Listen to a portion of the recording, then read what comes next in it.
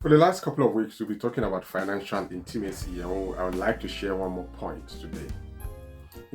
As a couple, when you set a financial goal, something you want to achieve as a family, it can be very lonely and very challenging and daunting.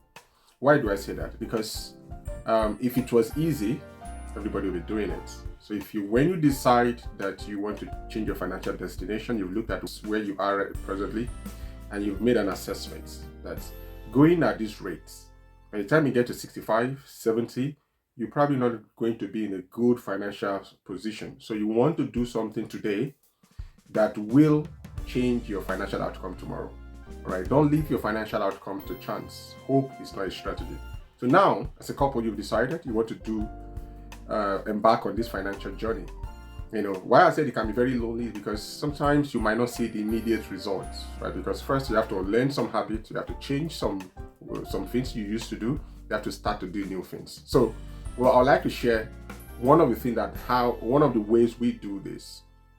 So one of the first thing we do is after we've agreed on what we want, what I often do, and this information should go to the person who is going to set, maybe like the leader of the home or whoever is responsible for setting the financial destination. All right, so you have to paint a very clear picture. Paint a clear picture about how the outcome will look like. It's very important. All right, because people think in pictures. If I tell you there's a red Mercedes car parked outside, so you're going to see a picture of a red Mercedes car in your mind. So the mind works in pictures. So you want to paint the picture as vividly as possible. And while painting that picture, you need to make sure that you put within that destination, that picture, picture of a preferable future, like some people will call it a vision, whatever you want to call it. Put within it something that will be of interest to the people on embarking on this journey with you. So for example, your spouse. So let's say, when we get to that point, we will not be sharing a car anymore. You go to have your own car. You can go to the car lot and pick the car you want. If the person is a car enthusiast, you want to use something that is important to them. You need to put it into that vision so that there will be a compelling reason we want to pursue. Also, another thing we use is that we use stories. Other people's stories. People have embarked on this journey, maybe through the books you read, to the people around you that have embarked on this journey and have seen some positive outcome, positive results. Use those stories because, again, stories are very powerful. Steve Jobs said the most powerful person is the person who can tell stories. He's a storyteller. Okay, use stories to anchor the emotion of that outcome. Use stories to help to awaken the imagination of the person embarking with you.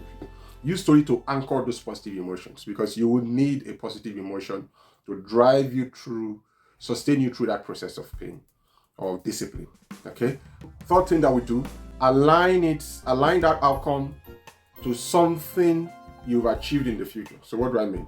One of the things we do is that we say, okay, this is what we want to do. So let's say we want to say this is our household income and we want to increase it by this percentage or we want to double it. You have to look into your past to say, have we ever achieved something? Have you done something similar to this? Maybe not in the area of finances or something, but something that you agreed on as a couple and you attacked it or you went after it and you got it. Anchor that, reflect on that and see, what did we do well, and what can we do? You need to remember something God has done for you in the past. So for example, when we had a big debt that we wanted to pay off, we had to look into our past and say, have we ever paid off a debt before? How did you go about it? And we'll say, if God could help us then He can help us with this big one. And so, very important for you to find something in your past that you've done to anchor it. It's going to sustain you, believe me. That's one of the things that's really helped us.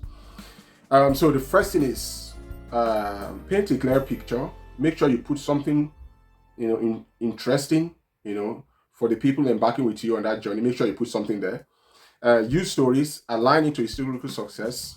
Touch base on a regular basis. Always come back and say, how far are we doing? Measure. Whatever you don't measure, you may not be able to achieve. Measure how far are we going, what are the potential obstacles, what can we do to make sure we achieve things. And finally, celebrate small wins. Sometimes people forget to celebrate small wins. They are focusing on the big picture. We are not there. We want to save £1 million. You're not there. But hey, you saved some £10 today, £100 today, £20 tomorrow.